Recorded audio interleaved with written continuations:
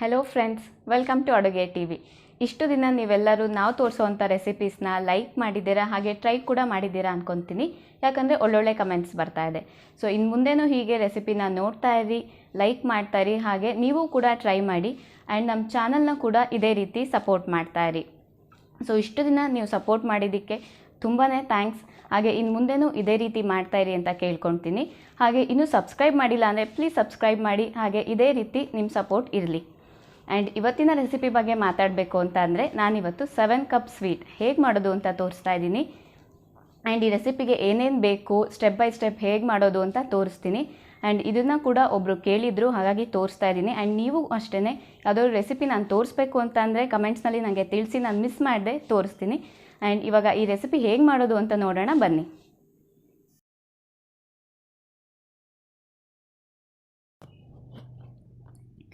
ನೋಡಿ, ಮೊದಲು ಒಂದು ಪ್ಯಾನಲ್ಲಿ ಇವಾಗ ತುಪ್ಪ ತಗೊಳ್ತಾ ಇದ್ದೀನಿ. 1 ಕಪ್ಪಷ್ಟು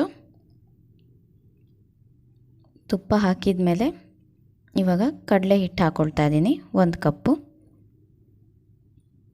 ಮೀಡಿಯಮ್ ಫ್ಲೇಮಲ್ಲಿರಲಿ. ಇದಿಷ್ಟನ್ನು ಫಸ್ಟು ಹುರ್ಕೊಳ್ಬೇಕು.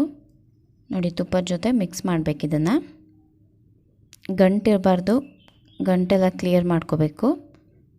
ಕ್ಲೀನಾಗಿ ಅದು ಕರಗಬೇಕು ತುಪ್ಪದ ಜೊತೆ ಕಡಲೆ ಹಿಟ್ಟು. ನೋಡಿ, ಇವಾಗ ಆಲ್ಮೋಸ್ಟ್ ಕರಗಿದೆ. ಮೀಡಿಯಮ್ ಫ್ಲೇಮಲ್ಲಿರಲಿ. ಒಂದು 5 ಮಿನಿಟ್ಸ್ ಇದನ್ನ ಚೆನ್ನಾಗಿ ಮಿಕ್ಸ್ ಮಾಡಬೇಕು. ಕೈ ಆಡ್ತಾ ಇರಬೇಕು, ಇಲ್ಲ ಸೀದೋಗುತ್ತೆ. ಇದಿಷ್ಟು ಆದಮೇಲೆ ಇವಾಗ ನೋಡಿ ನೆಕ್ಸ್ಟು ಕಾಯಿ ತುರಿ ಹಾಕ್ಕೊಳ್ತಾ ಇದ್ದೀನಿ 1 ಕಪ್ಪಷ್ಟು. ಕಾಯಿ ತುರಿನೂ ಹಾಕಿ ಚೆನ್ನಾಗಿ ಮಿಕ್ಸ್ ಮಾಡಬೇಕು. ನೆಕ್ಸ್ಟು ಅರ್ಧ ಕಪ್ಪಷ್ಟು ಹಾಲಿನ ಪುಡಿಗೆ ಸ್ವಲ್ಪ ಬಾದಾಮಿ ಪುಡಿ ಹಾಕ್ಕೊಳ್ತಾ ಇದ್ದೀನಿ, ಇನ್ನರ್ಧ ಕಪ್ಪು. ನೋಡಿ, ಅದನ್ನು ಹಾಕ್ಕೊಳ್ತಾ ಇದ್ದೀನಿ. ಬಾದಾಮಿ ಪುಡಿ ನೀವು ಬೇಕಾದ್ರೆ ರೆಡಿಮೇಡ್ ಪೌಡರ್ನ ಯೂಸ್ ಮಾಡ್ಬೋದು ಅಥವಾ ಮನೆಯಲ್ಲಿ ಮಾಡ್ಕೋಬಹುದು. ನಾನು ಮನೆಯಲ್ಲೇ ಮಾಡ್ಕೊಂಡಿದ್ದೀನಿ. ನೋಡಿ, ಇವಾಗ ಅದಷ್ಟನ್ನು ಹಾಕಿ ಮಿಕ್ಸ್ ಮಾಡ್ತಾಯಿದ್ದೀನಿ. ಒಂದು 10 ಮಿನಿಟ್ಸ್ ಚೆನ್ನಾಗಿ ಮಿಕ್ಸ್ ಮಾಡಬೇಕು. ಅದಾದಮೇಲೆ ಇವಾಗ ನೋಡಿ ಸಕ್ಕರೆ ಹಾಕ್ಕೊಳ್ತಾ ಇದ್ದೀನಿ 2 ಕಪ್ಸ್ ಅಷ್ಟು. ಅದಷ್ಟನ್ನು ಹಾಕಿ ಮತ್ತೆ ಚೆನ್ನಾಗಿ ಮಿಕ್ಸ್ ಮಾಡಿ ಕೈ ಆಡ್ತಾ ಇರಬೇಕು, ಬಿಡಬಾರ್ದು. ಫ್ಲೇಮ್ ನೋಡ್ಕೊಳ್ಳಿ, ಜಾಸ್ತಿನೂ ಮಾಡ್ಕೊಬೇಡಿ, ಸೀದೋಗುತ್ತೆ. ನೆಕ್ಸ್ಟು 1 ಕಪ್ಪಷ್ಟು ಹಾಲು ಹಾಕ್ತಾಯಿದ್ದೀನಿ. ಅದು ಹಾಕಿದ್ಮೇಲೆ ಚೆನ್ನಾಗಿ ಮಿಕ್ಸ್ ಮಾಡಬೇಕು, ಮತ್ತೆ ಎಲ್ಲದೂ ಹೊಂದ್ಕೋಬೇಕು.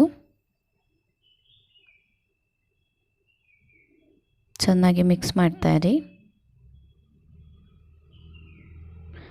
ಆ್ಯಂಡ್ ಇನ್ನೂ ಯಾರಾದರೂ ಅಡುಗೆ ಟಿವಿಗೆ ಸಬ್ಸ್ಕ್ರೈಬ್ ಮಾಡಿಲ್ಲ ಅಂದರೆ ಬೇಗ ಸಬ್ಸ್ಕ್ರೈಬ್ ಮಾಡಿ.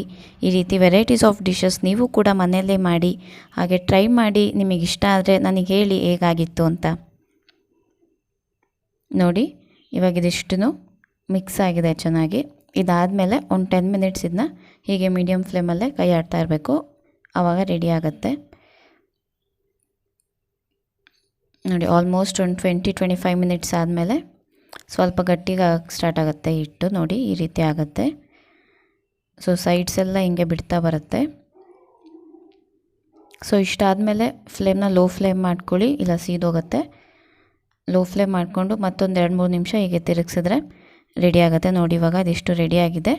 ಫ್ಲೇಮ್ ಆಫ್ ಮಾಡಿಕೊಂಡು ಇದನ್ನ ತುಪ್ಪ ಹಚ್ಚಿಟ್ಕೊಂಡಿರೋ ಅಂಥ ಪ್ಲೇಟಿಗೆ ಹಾಕ್ಕೊಳ್ತಾ ಇದ್ದೀನಿ. ನೋಡಿ, ಇದಕ್ಕೆ ತುಪ್ಪ ಸವರಿದ್ದೀನಿ. ಸೊ ಈ ಪ್ಲೇಟ್ಗೆ ಇವಾಗ 7 ಕಪ್ ಮಿಕ್ಸ್ಚರ್ನ ಹಾಕ್ತಾಯಿದ್ದೀನಿ. ಹಾಕ್ಬಿಟ್ಟು ಚೆನ್ನಾಗಿ ಸ್ಪ್ರೆಡ್ ಮಾಡಿ, ಚೆನ್ನಾಗಿ ಟೈಟಾಗಿ ಬೈಂಡ್ ಆಗೋ ರೀತಿ ಈ ರೀತಿ ಟ್ಯಾಪ್ ಮಾಡಬೇಕು.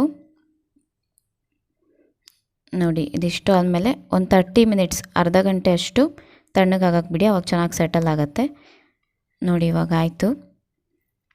ಇದನ್ನ ಕಟ್ ಮಾಡಿದ್ರೆ ಸರ್ವ್ ಮಾಡೋಕ್ಕೆ ರೆಡಿ ಇರುತ್ತೆ. ಇದು ನೋಡಿ, ತುಂಬಾ ಸಿಂಪಲ್, ಆರಾಮಾಗಿ ಮಾಡ್ಕೋಬೋದು. ಆ್ಯಂಡ್ ಟೇಸ್ಟ್ ಕೂಡ ತುಂಬ ಚೆನ್ನಾಗಿರುತ್ತೆ. ಆ್ಯಂಡ್ ನಿಮ್ಮೆಲ್ಲರಿಗೂ ಇಷ್ಟ ಆಗಿದ್ದರೆ ಈ ರೆಸಿಪಿನ ಲೈಕ್ ಮಾಡಿ, ಹಾಗೆ ಎಲ್ಲರ ಜೊತೆಗೆ ಶೇರ್ ಮಾಡಿ. ನೀವು ಕೂಡ ಟ್ರೈ ಮಾಡಿ ನನಗೆ ಹೇಳಿ ಹೇಗಿತ್ತು ಅಂತ.